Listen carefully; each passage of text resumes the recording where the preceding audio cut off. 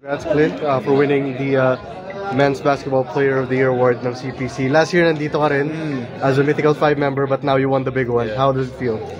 Sobrang sarap talaga, sobrang feel humbled by this award. Last year, kahit medyo minor award lang to na Mythical 5, syempre, nag-strive ako every year to be one of the best, the top, and then I got this, and then nakaka-humble lang talaga na gusto mo magpursige pa, do more, to do whatever it takes to strive for more. Speaking of striving for more, syempre, season 101, Yes, defending the crown. How is the team gelling up so far before the season officially starts? Not gonna lie, madami talagang naging problema yung team, pero it's part of the process talaga, like acknowledging the problem is the first step, and then improving afterwards. Yun nga, yung only problem namin na team chemistry. Gagawa na namin paraan yun, and I think the team is going pretty well from now, especially madami na kaming nalaro na pre-season like Pinoy Liga and Phil Oil, and by season 101, I think we're gonna be ready. Last year, sinabi mo meron kayong Japan camp nung, Yes. Nung heading into season 100. Meron bang something similar for season 101? Yes, I think hindi ko alam kung pwede ko sabihin, pero sabihin ko na, like, may tournament kami sa Germany. We're gonna play in university games, parang mini Olympics daw yun ng mga university. So and I'm pretty sure magiging magandang exposure yun para sa team, lalo na yung mga core namin, yung team chemistry namin mabubuo, especially isolated kami doon. Kami lang andun sa Germany. So magandang I'm really excited for that. Gano'ng katagal yun? July 14 ata to 26.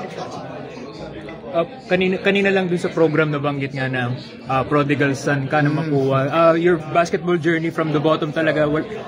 UE team na 0 wins, bawal manood, up to this season 100, Centennial season, champion pa talaga. So, ano lang masasabi mo sa overview ng career mo so far? I've been through ACS, I've been through zero wins season. Goes to show na lang talaga na gusto ko maging, how do you say it, maging idol, like para sa iba na parang kahit pinapakita na sa'yo yung life mo na parang down ka na, injuries, kumpiyansa issues, just trust in your work, and when the opportunity comes, you'll be ready for that. Then talaga, just trust in your work.